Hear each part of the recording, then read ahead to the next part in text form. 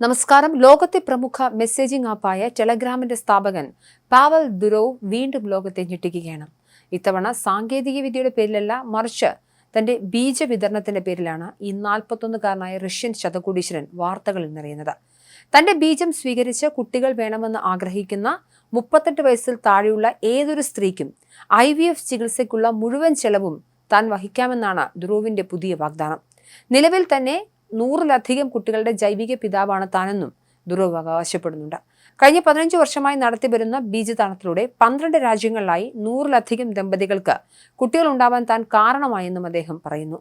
ലോകമെമ്പാടും പുരുഷന്മാരുടെ ബീജത്തിന്റെ ഗുണനിലവാരം കുറഞ്ഞു വരുന്നത് ഗൗരവകരമായ പ്രശ്നമാണെന്നും തന്റെ പക്കലുള്ള ഹൈ ക്വാളിറ്റി ബീജം ലോകത്തിൽ നൽകുന്ന തന്റെ പൗരധർമ്മമാണെന്നും ഇദ്ദേഹത്തിന്റെ വിചിത്രമായ വാദവുമുണ്ട്.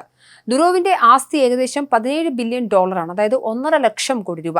തന്റെ ബീജത്തിലൂടെ ജനിക്കുന്ന എല്ലാ കുട്ടികൾക്കും തന്റെ സ്വത്തിൽ തുല്യ അവകാശം ഉണ്ടായിരിക്കുമെന്നും അദ്ദേഹം പ്രഖ്യാപിച്ചിട്ടുണ്ട്. താനുമായി DNA പൊരുത്തം തെളിയിക്കാൻ സാധിക്കുന്ന ഏത് മകനും മകൾക്കും ഭാവിയിൽ തന്റെ സ്വത്തിന്റെ വിഹിതം നൽകുമെന്നാണ് ദുരോവ് പറയുന്നത്. ദുരോവിന്റെ ബീജത്തിന് വൻ ഡിമാൻഡാണെന്നും നിരവധി സ്ത്രീകൾ ഇതിനായി ക്ലിനിക്കിനെ സമീപിക്കുന്നുണ്ടെന്നും റിപ്പോർട്ടുകൾ പറയുന്നു. അവിവാഹിതരായ സ്ത്രീകൾക്ക് മുൻഗണന നൽകുന്ന ഈ പദ്ധതിയിൽ ജനിതക വൈകല്യങ്ങൾ ഒന്നുമില്ലെന്ന് ഉറപ്പുവരുത്തിയ ശേഷമാണ് ചികിത്സ നൽകുന്നത്. തന്റെ DNA ഓപ്പൺ സോഴ്സ് ആക്കുമെന്നും ഇതിലൂടെ തന്റെ മക്കൾക്ക് ഭാവിയിൽ പരസ്പരം കണ്ടെത്താൻ കഴിയുമെന്നും ഈ ശതകോടീശ്വരൻ പറയുന്നുണ്ട്. തന്റെ മക്കൾ എല്ലാവരും മിടുക്കരും ബുദ്ധിയുള്ളവരുമായി വളരണമെന്ന് ആഗ്രഹിക്കുന്ന ദുരോവ് ലോകത്തെ വന്ധ്യതാ പ്രശ്നങ്ങൾക്ക് തന്റെ ജനിതക ഗുണങ്ങളിലൂടെ പരിഹാരം കാണാമെന്നൊരു വല്ലാത്ത ആത്മവിശ്വാസത്തിലുമാണ്. കഴിഞ്ഞ വർഷം മോസ്കോയിലെ ഒരു ക്ലിനിക്കിൽ ദുരോവിന്റെ ബീജം സൗജന്യമായി വാഗ്ദാനം ചെയ്യുന്ന ഒരു പരസ്യത്തിന് ഡസൻ കണക്കിന് സ്ത്രീകൾ മറുപടി നൽകിയതായി വാൾ സ്ട്രീറ്റ് ജേർണലും റിപ്പോർട്ട് ചെയ്തിട്ടുണ്ട്.